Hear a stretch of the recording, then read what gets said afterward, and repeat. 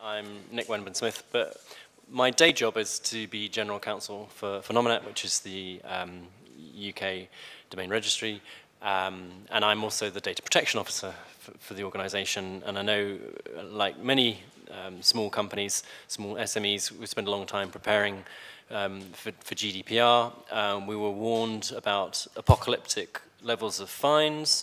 We were warned about the ever growing reach of data protection legislation into all areas of business. My marketing department hate me. It's not a job for people who like to have friends and influence people. But it's sort of in the words of T.S. Eliot, has the world ended with a whimper and not with a bang? Because the hype seems to have been very much displaced by a business as usual. And I suppose this is an opportunity now, perhaps to look backwards at what has happened within the first 6 months of GDPR actually being into effect, and to look at actually what has happened.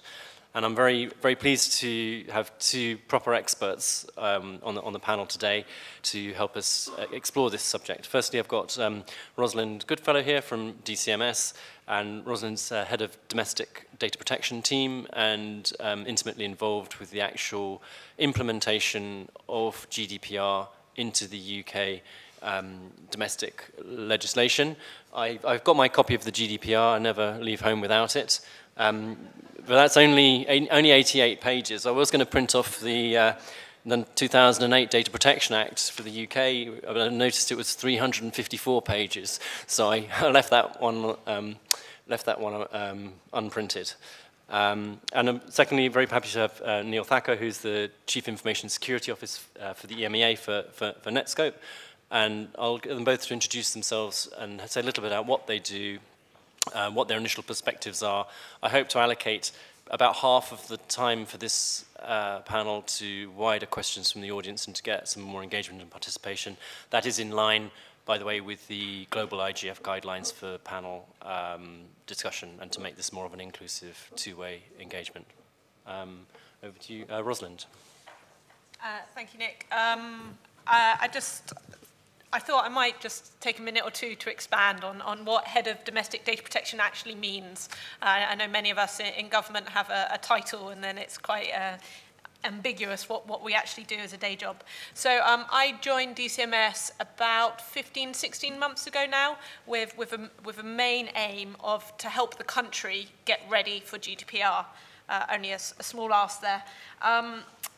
What does that mean in practice? It meant I spent a lot of time figuring out how we can build awareness and understand and overcome the issues that organisations, many of whom are represented today, were telling us that they were struggling with in either understanding or interpreting the GDPR.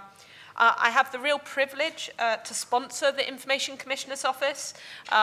This takes up a significant amount of my team's time. We're there to ensure that they have the right resource and the right support and structures to be the world-leading regulator that I strongly believe they are. And then also, we have a particular strong focus on supporting HMG and the wider public sector itself to be at the forefront of leading in data protection. So that's kind of the day job, but I just want to take a minute just to give my opening thoughts on data protection in the UK. And I really just wanted to say what a great position I think the UK is, thanks to all the work that you and your organisations have put in to getting ready for GDPR, and also before GDPR in compliance to our previous laws. I think we're in a great place because we have these new laws. We have GDPR and the Data Protection Act that puts us really in the front foot.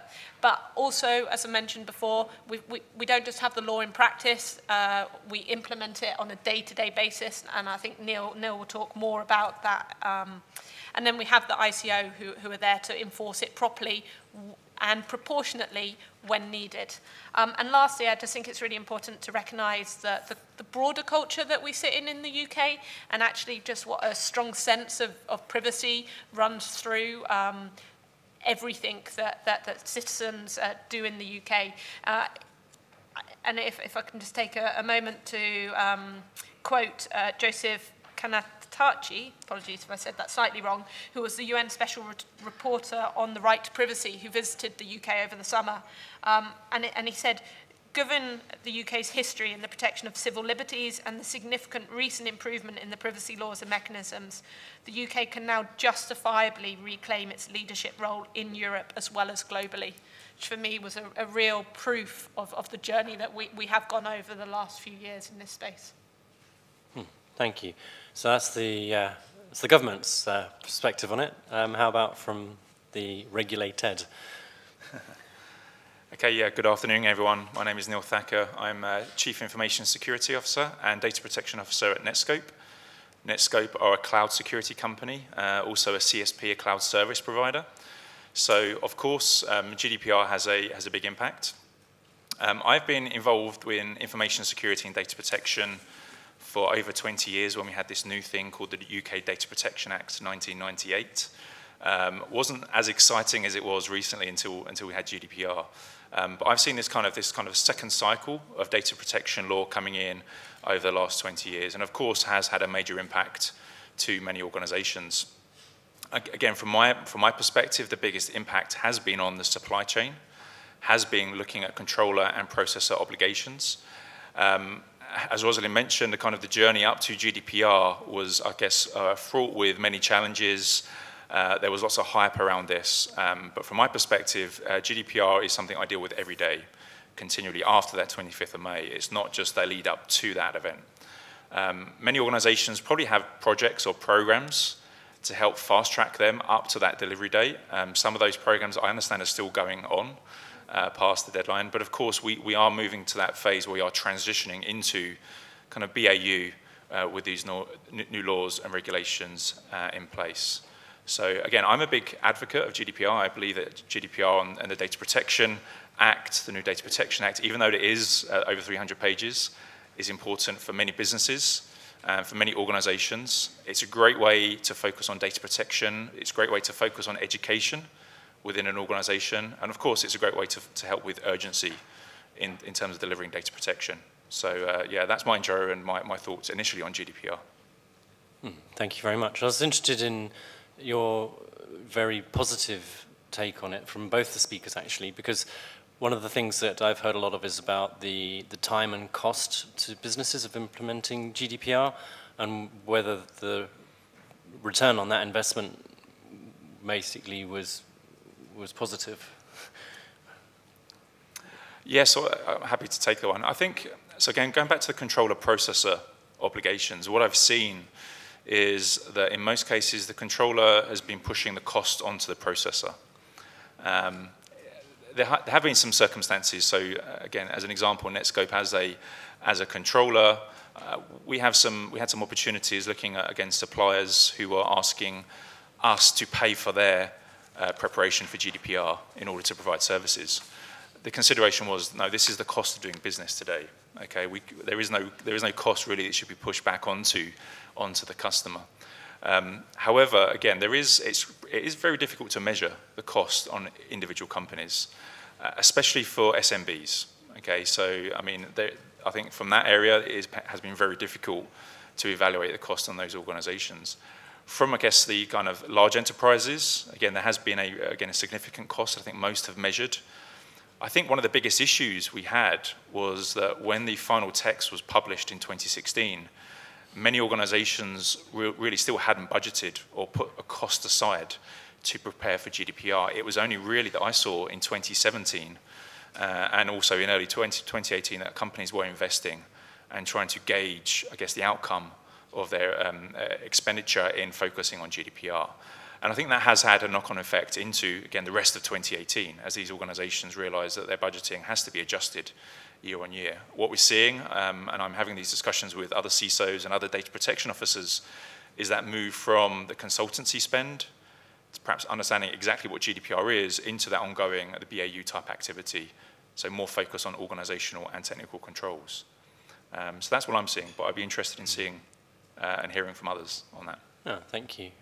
Before I open it up to general questions, so get your questions ready, I just wondered, Rosalind, whether you thought that a 2-year implementation period was too long, too short? or is it in Goldilocks terms exactly right? A great question, and I guess we don't have the control to be able to compare to. But I would say I think it was really interesting, that point that you know, we sort of knew from early 2016, certainly the spring of 2016, that this was coming. Yet it actually took quite a long time for organisations to put it into their process. So in that argument, you could say maybe it was too long and would have forced them. But actually, I think for some organisations, you can have a year program plan in advance. So if we hadn't given them the 2 years, it would have, the really large ones would have struggled. So I think it's always getting that balance between supporting really large organisations where it's going to take a long time to make changes, and the small businesses where, to be honest, if they were doing really good data protection, complying with all of the DPA 1998, actually the new GDPR regulations weren't a massive step. I'm not saying there was no impact, but actually if you were at the forefront of data protection already, the changes were more evolutionary than revolutionary. So for a lot of SMEs, we really focused on what's the essential things that you need to do, and for many of them, it's weeks or months rather than the 2-year timeline. We did actually, on behalf of the organising committee, we did ask for representatives from British Airways and Facebook to be on the panel. They didn't reply, so we can't get their perspectives on that question. Actually, let's open it up for wider discussion now, because I can ask questions all day on this. So, but that's a bit boring for everybody else. Lauren, have you got the gentleman?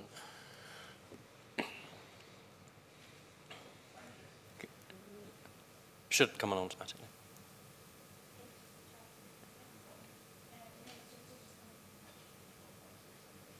Hold on.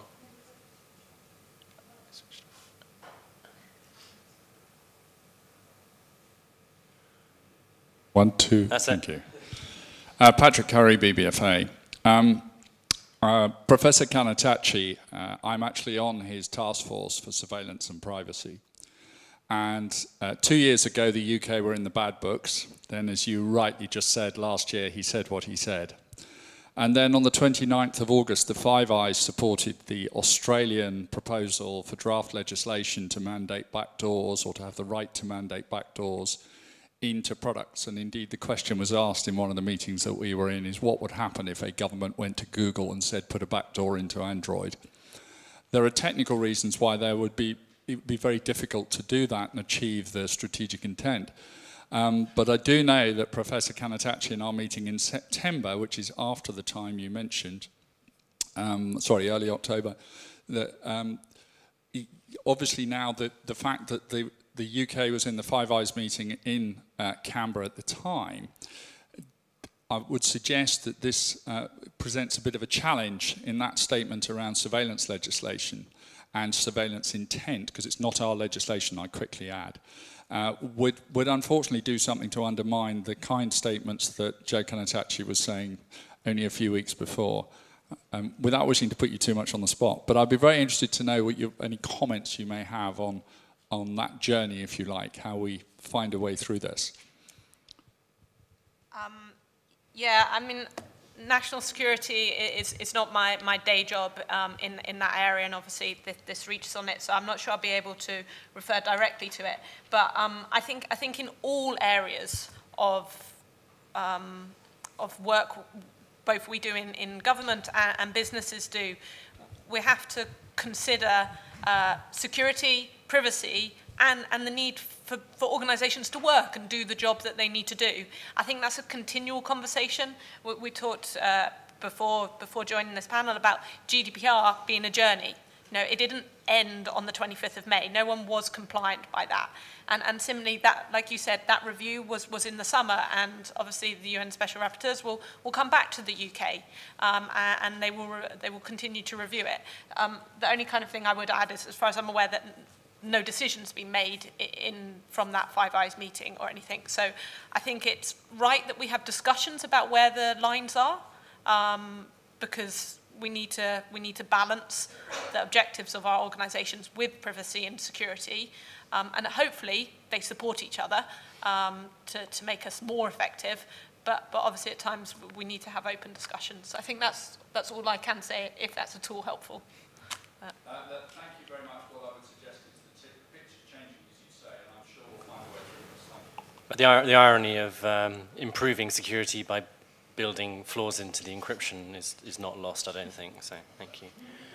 Next question. Philip Virgo.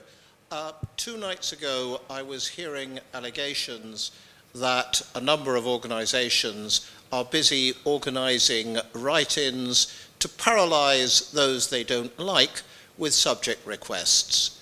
I've also been told that a number of law firms currently organising PPI claims and the like are gearing up to handle similar gravy trains after data breaches.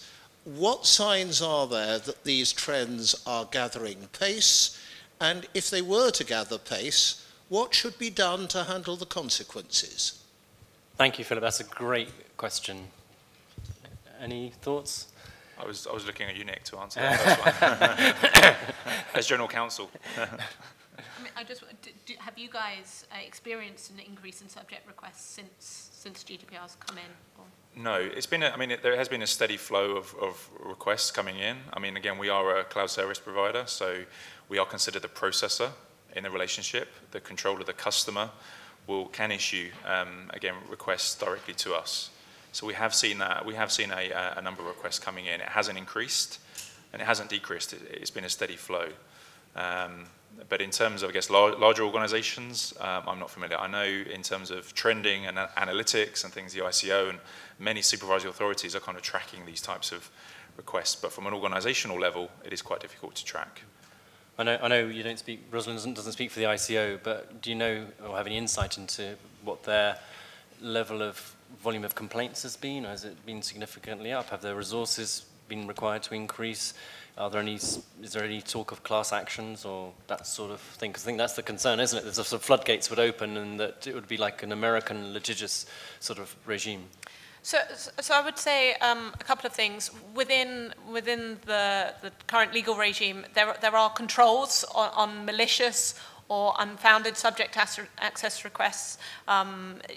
So I think there are controls, and the ICO can have a role in assessing that. So if there was an organization that was inundated with subject access requests with the attempt to paralyze them as opposed to as a genuine individual concern, that is something that an organization can definitely discuss with the ICO. So it's something that we were conscious of before the new laws came in, and obviously would continue to keep an eye on it. As for the ICO, definitely we have increased their resources. I was actually talking to the Commissioner the other day, and since she became the Commissioner, the ICO has almost doubled in size, and that was planned because new laws, new regime, as we talked about, definitely increased fine potentials, and that requires more support for organizations. You know, in the lead up to GDPR, they set up a dedicated advice line just for small organizations and charities so that, you know, everyone can access the ICO more. That requires the ICO to be more resourced and better resourced. So, as I said at the start, a lot of my team's work has been on supporting that increase. We introduced new fees, but made sure that they weren't increased for micro organizations. Again, an attempt to reduce the cost and burden of that first question we asked. So no, we are very conscious of it. I have to admit, it's not manifested itself significantly at this stage, but we are aware that it could be an issue going forward. I think it's still early days to some extent. I mean, from my perspective, we, as an internet registry, publish less information than we did previously. And so there has definitely been an uplift in the number of requests for access to data because of legitimate grounds to access data, so from law enforcement or from intellectual property or other things like that. But we kind of knew that, and it's actually entirely manageable. One thing we've noticed is that GDPR brought in the right to be forgotten. So we have had more requests than we previously did. We had previously had 0 requests, in fairness. But we've had a noticeable increase in the number of requests for deletion of data held on our systems in relation to individuals either they've received an email or they've found their details online somewhere and they've asked for us to cause them to be deleted in our databases. And then that causes us to go back and look at, well, what's our data retention policy? Is the right to deletion proportionate in regards as why we keep historic records of former customers, etc. So that has been new, and that's been something that I don't think we particularly anticipated. But my perception in terms of the fines, the class actions, is that nothing, I mean, it's still early days, but nothing has happened so far. It'll be interesting to see, you know, the data breaches which have occurred after the 25th of May and are still in progress, whether previous data breaches hit the £500,000 ceiling and then that was it, whether those move the dial significantly. But it's still we don't know yet, I think. I'd also add as well, I mean, there's always an overlap in terms of regulation.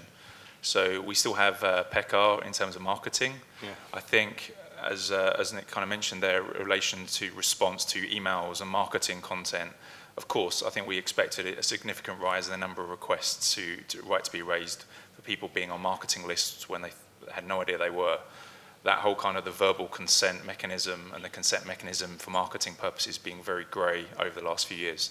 So that, I think, has been one of the biggest areas that I've seen other organisations here, again, speaking on other DPO forums, the marketing impact. We have, again, there has been a change in regulation in terms of PECR, in terms of, again, directors now being held responsible for again, spamming and cold calling individuals without consent. So that's due to come in the next few weeks as well. So hopefully that will be another deterrent and another reason for organisations to better manage their marketing practices. That's been the biggest trend that I've seen, the marketing angle. Yeah. Let's hold that thought. Jean-Jacques, I think you had the next question. Thank you very much. Just a quick anecdote before my question, which is, like the Prime Minister, I take the Brussels Metro very often. And there is a banner on pretty much every carriage saying, please join the class action against Facebook. You might be up to get €200. It's been running for quite a few weeks now. So we might see a few ambulance chasers, as they call them in the US, rise. My question is actually, I guess it's to you, Rosalind, but others might have a view, which is on, I wonder if you could comment a little on international enforcement of GDPR and extraterritorial reach. You rightly mentioned that the ICO would be trying to enforce the rules in a proportionate manner. However, there is a risk that, especially if the UK Brexits, that we find ourselves in a situation where there are a number of breaches which come from providers which are not based in the UK, or more generally that are not based in the EU. There are, in theory, in principle, provisions in GDPR to tackle that. So how will the enforcement take place in this international non-EU context, and how proportionate can we be? How can we make sure that we do not enforce the rules disproportionately onto UK and EU organizations versus those that are based outside of the EU, and how can that enforcement be effective internationally? Thank you. That's a super interesting question. Again, there's a number of different threads in there. You've mentioned Brexit and proportionality and the extraterritoriality, all of which are quite big topics in their own right, potentially.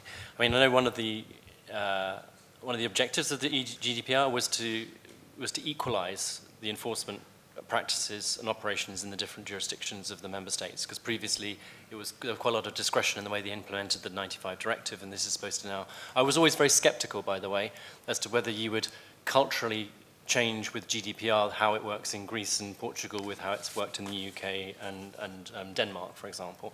But I mean, that was the intent. I don't know if you've got any other thoughts on extraterritoriality. It's not a great tongue twister. Extraterritoriality and those sorts of questions. Yeah, so again, I think many people are waiting for case law, for looking at when international courts are going to be engaged in dealing with this, right, in terms of outside of the EU and also UK. The only thing I guess to add is, again, other overlapping laws, right? We also now have nations outside of the EU bringing in new data protection law that is very closely mapped to GDPR. Brazil with LGPD, we have California with their Consumer Privacy Act, Japan, Australia. So there seems to be now this kind of if you're looking at the world map, it kind of seems to be changing in terms of data protection law, especially around maturity in line with GDPR. So again, that will be I think that will be helpful in terms of enforcement across international boundaries. But we also see, again, some big changes, especially around the adequacy agreements, right? Many organizations, or sorry, many countries are now looking at adequacy, how they get adequate with the EU. Again, as a big trading nation, the EU is, it's important to look at adequacy as well. So you're looking at how adequacy, again, the international courts and all those things balance out. But we need a few more examples. Right? Yeah, thank you, Neil. I really agree with many of the points you made there.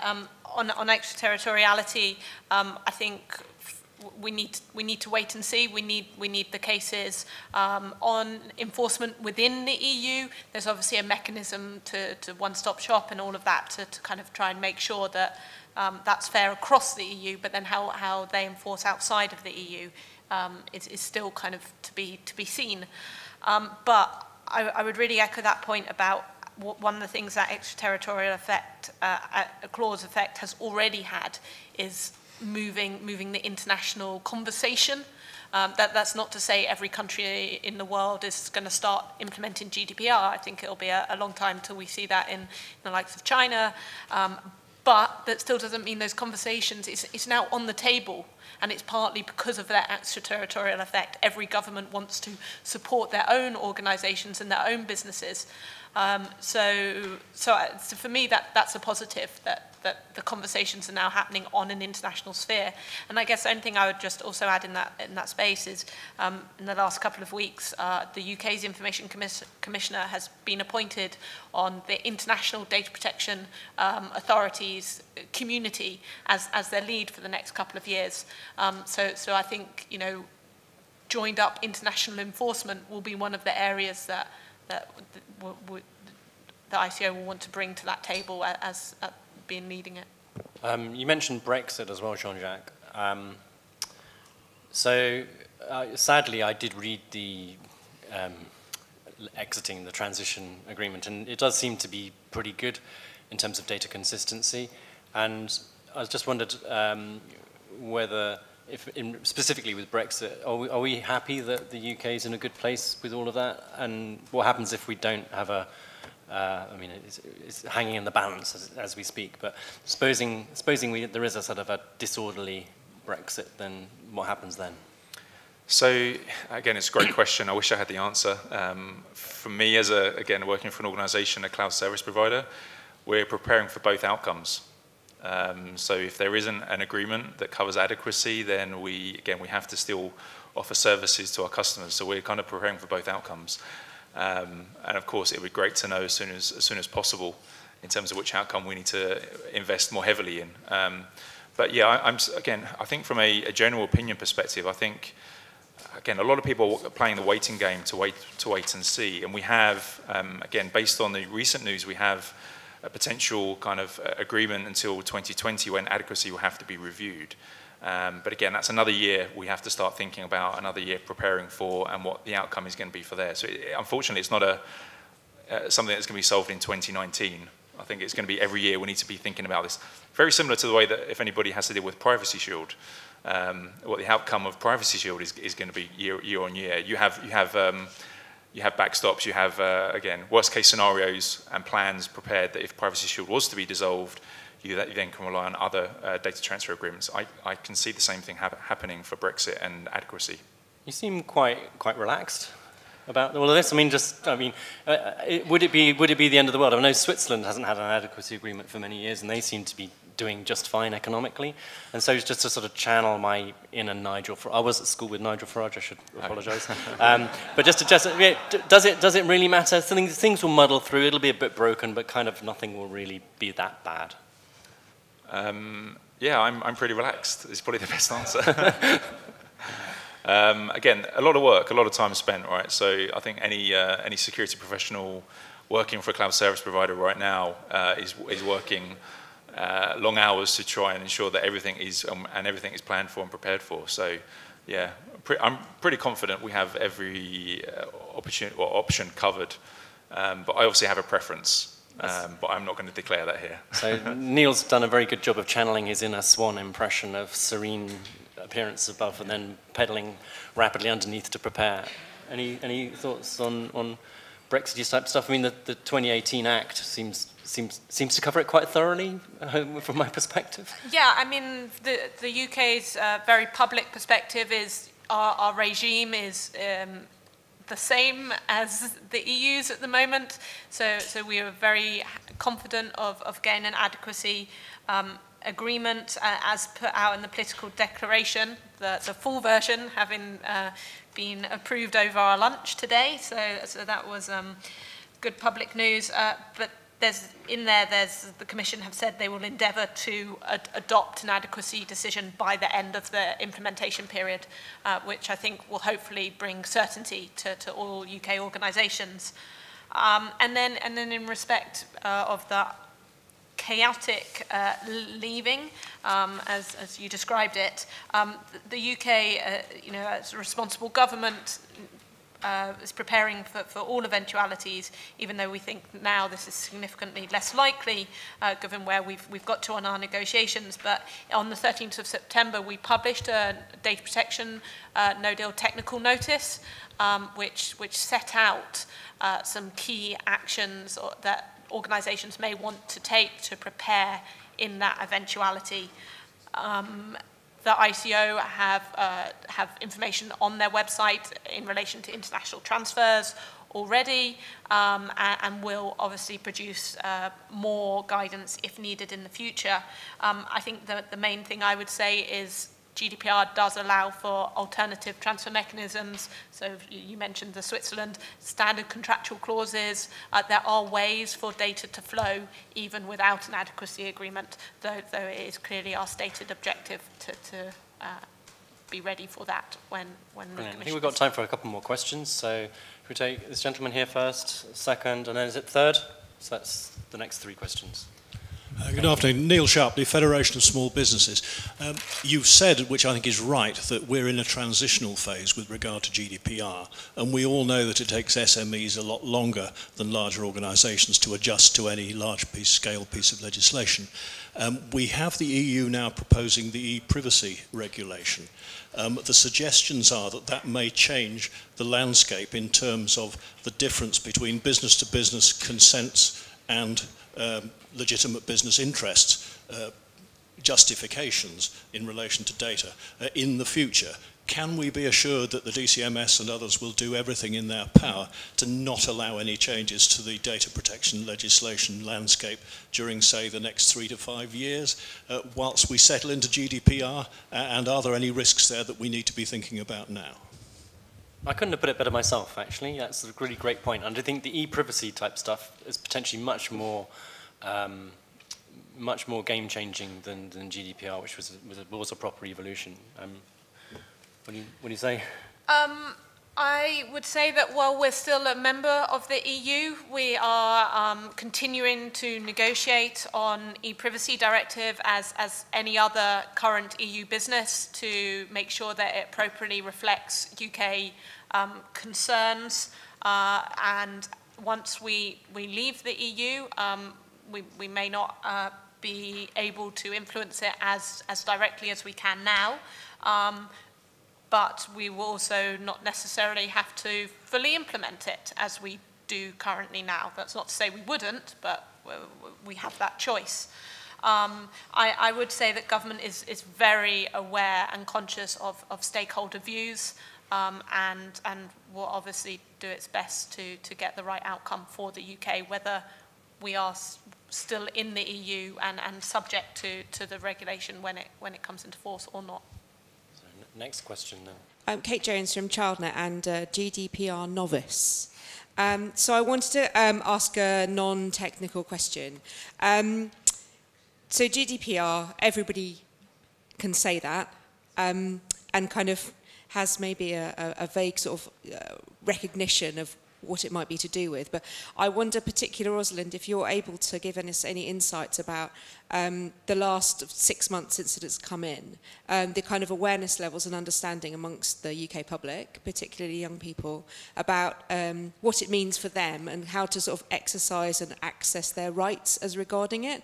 I think, like I say, I think it's obviously, we have a sort of a broad sort of recognition of this term, even if we don't quite understand what the words might mean behind the 4 letters.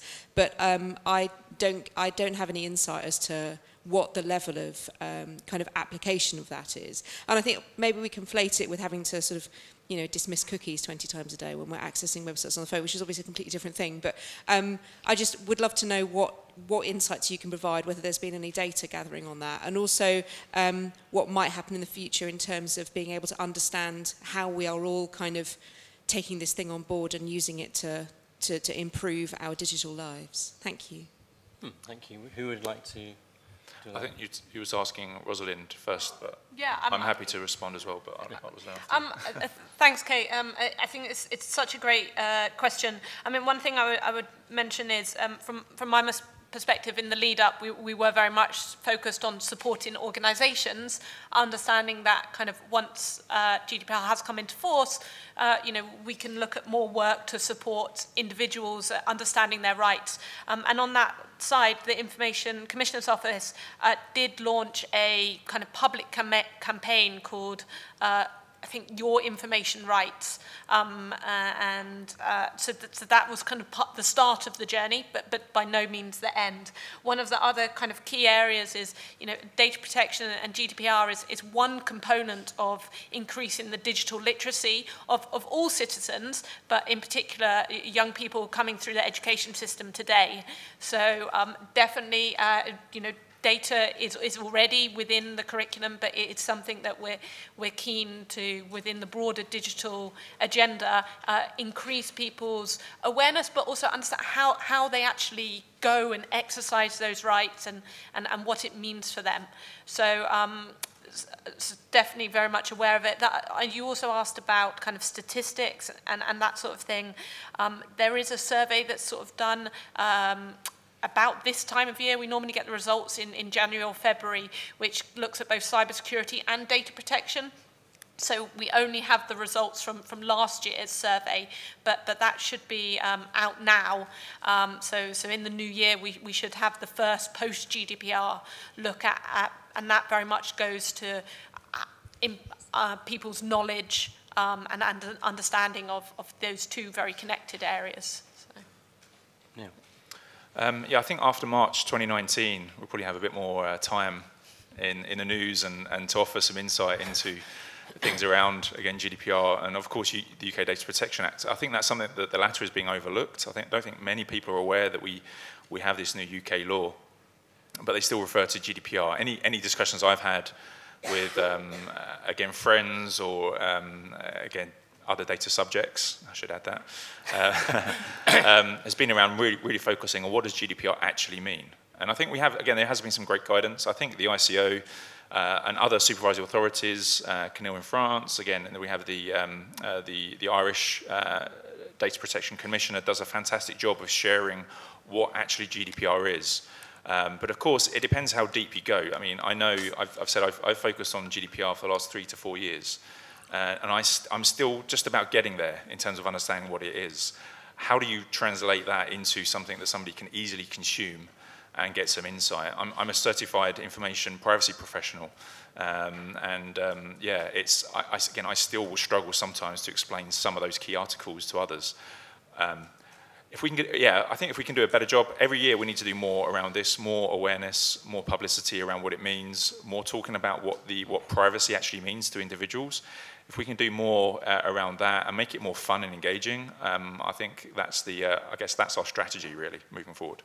No, great. So thank you very much to our panel. I just want to say that, from my perspective, that last question was a very good one.